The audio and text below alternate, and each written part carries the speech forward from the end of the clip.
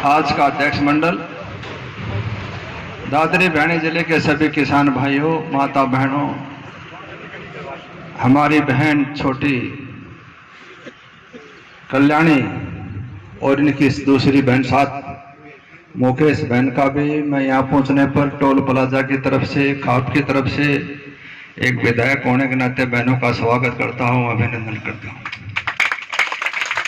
और आशा करता हूँ और भगवान से कामना भी करता हूँ कि हमारी बहन इस समाज को जगाने के लिए जिस बेड़े को इसने उठाया है, इस कलयुग के अंदर बहुत बड़ा काम है। जब हम छोटे थे, स्कूलों में पढ़ते थे तो भजने आते थे, रात में भी गाँव में भजने आते थे और आर्य समाज का प्रचार करते थे और वो कहते थे ये देश उजड़ जाता अगर महर्षि दयानंद नहीं आते। मेरी बहन से एक प्रार्थना, बहुत चुनौतीपूर्ण कार्य है जो आपने चुना और इस समाज को जगाने के लिए, लेकिन मैं एक बहन से जरूर बताना चाहता हूं, आपका जीवन सफल होगा। जो समाज में जब जब बुराई आई, इस समाज की बुराई को रोकने के लिए समय समय पर महापुरुष अवतरित होते रहे हैं, होते रहेंगे, आज भी हैं, आगे भी रहेंगे। उन्हीं में से बहन ने फैसला किया। मैं बताना चाहता हूं, समय समय पर महापुरुष हुए हैं और ये हमारा देश का सौभाग्य भी रहा है, लेकिन ज्यादातर अनुकरण कम करने वाले मिले। महर्षि दयानंद गुजरात से चले और सबसे ज्यादा अनुयायी हरियाणा में बने। और जो बहन राम मंदिर की जो चर्चा कर रहे थे, ये दो राम बना रखे इन्होंने।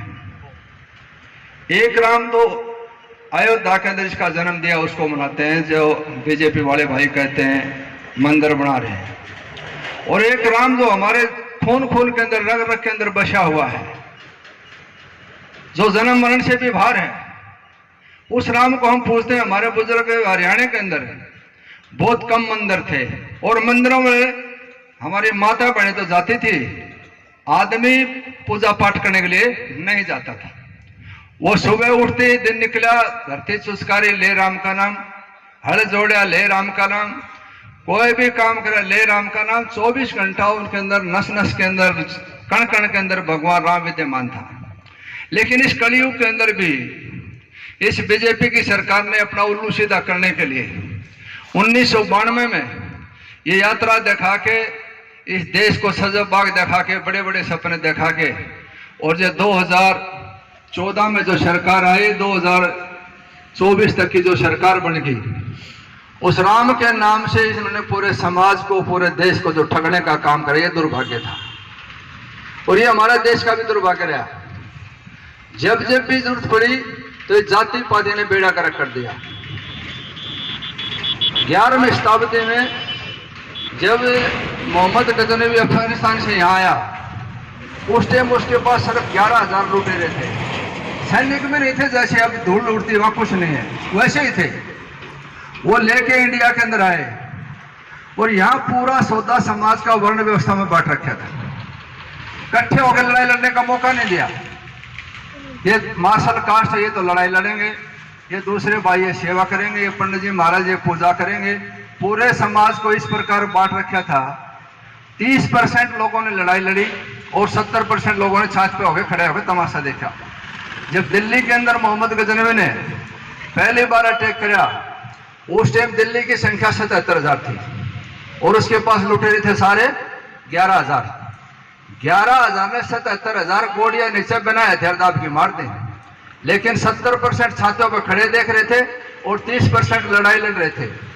जो हिंदुस्तान का भविष्य लिखना था, जो भविष्य बनने जा रहा था, जब 30 कट गए तो 70 का भी नंबर आया और उसी जाति पाति के कारण हम 900 साल गुलामी झेलनी पड़ी। मेरी एक भाइयों से प्रार्थना है, आज से कसम खा लो, कोई जाति पाति नहीं, कुछ नहीं, इंसान इंसान है। कसम खा लो, एक ही काम है, इंसानियत और किसानियत के अलावा और कुछ नहीं, सारा सौदा झूठा है। ये है जरूरी। दूसरी मैं आपको एक और बात बताना चाहता हूं। भगवान राम जी सीता माता को छुटाने के लिए अयोध्या से वहां गए, लंका के अंदर अटैक किया। कामयाबी मिल गई, लेकिन प्राण छोड़ते पहले कोई बुरा आदमी भी अच्छी बात बता सकता है। कोई जरूरी नहीं कोई ज्ञानी धान्य बताए, पता नहीं ज्ञान किसको कहां हो जाए, कहां ठोकर लग जाए। रावण ने मरते वक्त समाज से एक बहुत बड़ा मंत्र दिया। भगवान राम से मरते वक्त बोला, राम मुझे एक बात बता, तेरे से ज्ञान में ज्यादा, तेरे से ताकत में ज्यादा, सारे देवता मेरी मुट्ठी में, सब कुछ मेरे पास, आपके पास एक छोड़ने की है था, मैं एक लंका में एक कुर्सी छोड़ने की, मेरी तो पूरी लंका छोड़ने की, उसके बावजूद मेरे हार का कारण क्या था? तो भगवान राम ने कहा, जब सारा सौदा आपने पता था तो ये आप बता दो। तो रावण ने बताया कि मेरी सिर्फ हार का कारण एक और कुछ नहीं था, सिर्फ एक ही कारण था कि मेरा भाई तेरे साथ था और तेरा भाई तेरे साथ था। अगर आपका भाई मेरे साथ होता और मेरा भाई मेरे साथ होता, इस युद्ध का परिणाम कुछ और होता। इसलिए 90 जो पूरी सृष्टि के अंदर, जो हिंदुस्तान के अंदर कोने कोने जो भाई बैठे हैं, अगर सब भाई इकट्ठे होकर लड़ाई लड़ते तो दुनिया की कोई ताकत नहीं। हिंदुस्तान की तरफ आंख उठा के देख ले, हमारी यही कमजोरी रही कि हमने जाति पाति के अंदर बांट दिया, और वही सिलसिला इस बीजेपी सरकार ने कर रखा है। आप देखिए इस चुनाव के अंदर अभी भी यहाँ जाति पाति का जहर घोल के उसको गोपाल कांडा के भाई गोविंद कांडा को उठाया। एक क्रिमिनल परिवार से एक आदमी को, क्या उससे अलावा कोई बात नहीं थी। इनका सिर्फ एक ही मकसद है कि जाति पाति में बांटो। मिश्रा जो क्रिमिनल आदमी गृह राज्य मंत्री बना रखा, जिसके ऊपर दुनिया भर के मुकदमे, 5 आदमियों को गाड़ी से कुचल दिया और उसके बावजूद इसका इस्तीफा नहीं, और उसको इस तरह बचा के रखा।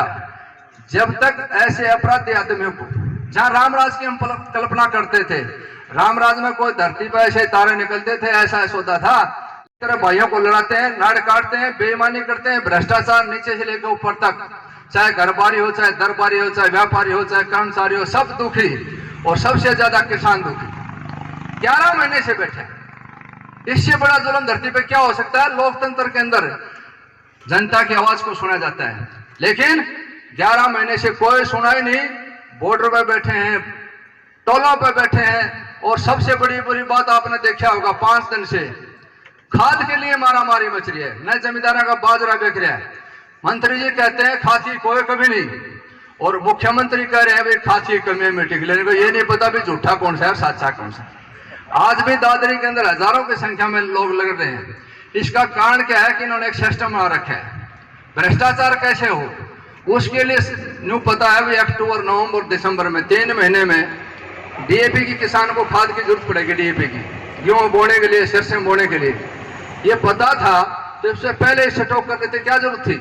लेकिन 10,000 कट्टे की जरूरत है, तो 1000 कट्टे, 10,000 में से 2,000 कट्टे भेजे, 8,000 की ब्लैकमेलिंग पिछले दरवाजे कर रहे। भ्रष्टाचार जब भी तो होता है।